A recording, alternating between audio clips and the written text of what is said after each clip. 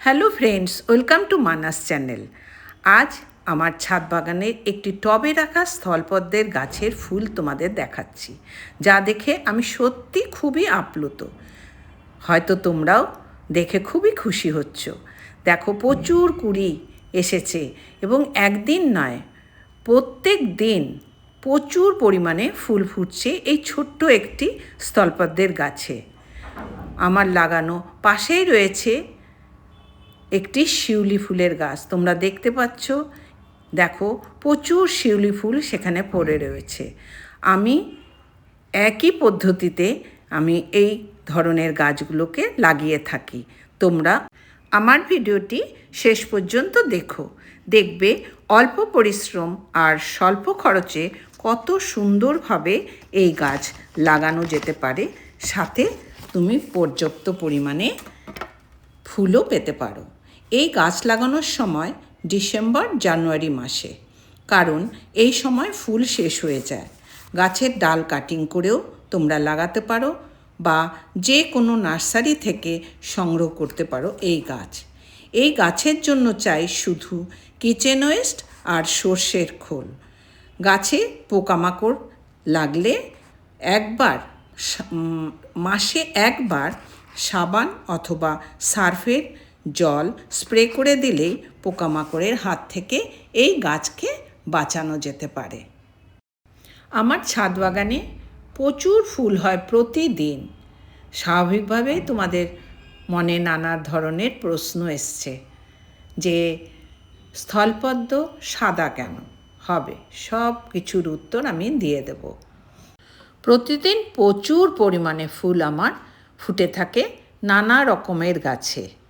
তার জন্য টবের মাটিকে কিন্তু সত্যিভাবে খুব ভালোভাবে তৈরি করতে হয়। এবার বলবো, এই স্থলপদ্মের রং সাদা, কিন্তু এটি তোলা হয়েছে অনেক ভোরবেলাতে। আস্তে আস্তে এই ফুলের কালার চেঞ্জ হতে থাকে। দেখো, পিছনটা অলরেডি আস্তে আস্তে গোলাপি হয়ে গিয়েছে। সেই সাদা ফুল আস্তে আস্তে এইভাবে গোলাপি রং ধারণ করে। কত সুন্দর রং হয়েছে দেখো। ডিসেম্বর মাসে ফুল শেষ হয়ে গেলে পুরনো পাতা সব কেটে ফেলতে হবে। দেখো, অলরেডি ছোট ছোট কচি পাতা চলে এসেছে গাছে। এই সময় ডাল কেটে নতুন চারা গাছ তৈরি করাও যেতে পারে। এবার আসি মাটি তৈরির কথায়। এইসব গাছের জন্য চাই বড় টব। এই ধরনের গাছের জন্য একটু বড় টব নেওয়া উচিত। টবের নিচে সামান্য মাটি দিয়ে প্রতিদিনের কিচেন ওয়েস্ট দিতে থাকতে হবে, এবং কিচেন ওয়েস্টে থাকবে ডিমের খোসা, পেঁয়াজের খোসা, অন্যান্য শাকসবজির খোসা, তার সাথে থাকবে নানা রকম ফল, বিশেষ করে কলার খোসা। এগুলো তো থাকবেই, সাথে থাকবে শুকনো গাছের পাতা যেগুলো থাকবে তার উপরে সামান্য সর্ষের খোল ছিটিয়ে দিয়ে মাটি দিয়ে সবগুলোকে ঢেকে দেব প্রতিদিন। এইভাবে মাটি তৈরি হতে থাকবে প্রায় 1 মাস, আর আমার টবও ভরে যাবে আস্তে আস্তে। তারপর 6 ইঞ্চি মতন মাটি দিয়ে গাছ লাগাতে হবে।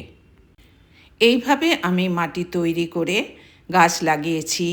পেয়ারা গাছ, তারপর লাগিয়েছি অপরাজিতা গাছ। দেখো, আমার অপরাজিতা গাছ কত সুন্দর ফুলে ভর্তি হয়ে গেছে, পুরো ডালে ডালে ফুল এসে গেছে। এইভাবে তোমরাও তৈরি করো। আশা করছি গাছ তৈরির এই সহজ পদ্ধতি তোমাদের সকলের ভালো লেগেছে, যেটা সকল গাছপ্রেমী এটা করতে পারবে।